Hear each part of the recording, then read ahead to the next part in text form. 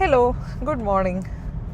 നമ്മുടെ ലൈഫിൽ ചില പ്രശ്നങ്ങളൊക്കെ വരുന്ന സമയത്ത് ഇങ്ങനെ ആലോചിക്കും, ഞാൻ ആ സമയത്ത് ഈ ഒരു ഡിസിഷൻ ഇങ്ങനെ ചെയ്തിട്ടുണ്ടായിരുന്നെങ്കിൽ ചിലപ്പോൾ എൻ്റെ ലൈഫ് ഇങ്ങനെയൊന്നും ആവില്ലായിരിക്കും, ഞാൻ വേറെ തന്നെ ഒരു ലെവലിൽ എത്തുമായിരുന്നു എന്നൊക്കെ. അപ്പോൾ ഞാൻ റീസെൻ്റ്ലി കണ്ടൊരു തിയറിയാണ് GPS തിയറി എന്ന് പറയുന്നത്. അതായത് നമ്മളിപ്പം എങ്ങോട്ടെങ്കിലും ഒന്ന് പോകാനിറങ്ങി, അപ്പോൾ ഇപ്പം നമുക്ക് ചിലപ്പോൾ വഴിയൊന്നും അറിയില്ലെങ്കിൽ നമ്മൾ എന്ത് ചെയ്യും? നമ്മൾ ഗൂഗിൾ മാപ്സ് യൂസ് ചെയ്യും അല്ലേ? ഈ യൂസ് ചെയ്യുന്ന സമയത്താണെങ്കിലും നമുക്ക് ഒരു എക്സിറ്റ് മിസ്സായാൽ മതി, 5 മിനിറ്റ് എത്തേണ്ട ദൂരത്തേക്ക് നമ്മളെന്താണ് 10-15 മിനിറ്റും പിന്നെ അത് കറങ്ങിക്കൊണ്ടേയിരിക്കും.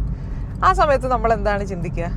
ഷെടാ, ഞാൻ ആ കറക്റ്റ് എക്സിറ്റ് എടുത്തിരുന്നെങ്കിൽ ഞാനിപ്പോൾ സമയത്തിന് എൻ്റെ ആ ഡെസ്റ്റിനേഷനിൽ എത്തിയേനെ. ഒക്കെ എൻ്റെ പ്രശ്നം, എനിക്കൊന്ന് ശ്രദ്ധിച്ചുകൂടെയെന്നോ? ഇമ്മീഡിയറ്റ്ലി നമ്മളെ കുറ്റപ്പെടുത്താൻ തുടങ്ങും. ഈ ഗൂഗിൾ മാപ്സിൻ്റെ കാര്യം ഒന്ന് ആലോചിച്ച് നോക്കൂ. ഇത്രയൊക്കെ നമ്മൾ വഴി തെറ്റിയാലും ഗൂഗിൾ മാപ്സ് എന്ത് ചെയ്യും? ഗൂഗിൾ മാപ്സ് ഒരിക്കലും നമ്മളെ ജഡ്ജ് ചെയ്യാൻ നിൽക്കില്ല, നമ്മളെ കുറ്റപ്പെടുത്തില്ല. ഇമ്മീഡിയറ്റ്ലി അത് വഴീനെ റീകാൽക്കുലേറ്റ് ചെയ്യും, എന്നിട്ട് റീറൂട്ട് ചെയ്യും നമ്മുടെ ഡെസ്റ്റിനേഷനിലേക്ക്. അപ്പോൾ ഇതുപോലെയൊക്കെയല്ലേ നമ്മുടെ ലൈഫും. നമുക്ക് തോന്നുകയാണ് ചില കാര്യങ്ങൾ ഞാൻ ഇങ്ങനെ ചെയ്തിരുന്നെങ്കിൽ എൻ്റെ ഡെസ്റ്റിനേഷൻ തന്നെ മാറി മറിഞ്ഞേനെ, ഞാൻ എവിടെയോ എത്തിയേനെന്നൊക്കെ. ചില കാര്യങ്ങളൊക്കെ നമ്മൾ എന്തൊക്കെ എഫേർട്ട് എടുത്താലും എന്തൊക്കെ ചെയ്താലും ഡെസ്റ്റിനേഷൻ ഒന്നും ചിലപ്പോൾ മാറാൻ പോകുന്നില്ല. കാരണം ഇറ്റ് വാസ് മെന്റ് ടു ബി. അതിനെന്തെങ്കിലുമൊക്കെ ഒരു ഹയർ പേർപ്പസ് ഉണ്ടാവും.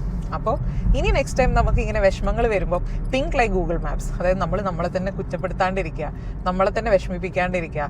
ആ ഒരു പ്രോസസ്സിനെ ലേണിംഗ് എക്സ്പീരിയൻസ് ആയിട്ട് എടുക്കുക. നമ്മുടെ ചിന്തകളെ റീകാൽക്കുലേറ്റ് ചെയ്യുക, റീറൂട്ട് ചെയ്യുക, അതിനെ കറക്റ്റ് ഡെസ്റ്റിനേഷനിലേക്ക് പോസിറ്റീവായിട്ട് നമ്മൾ എത്തിക്കാൻ നോക്കാം. Okay, have A great day.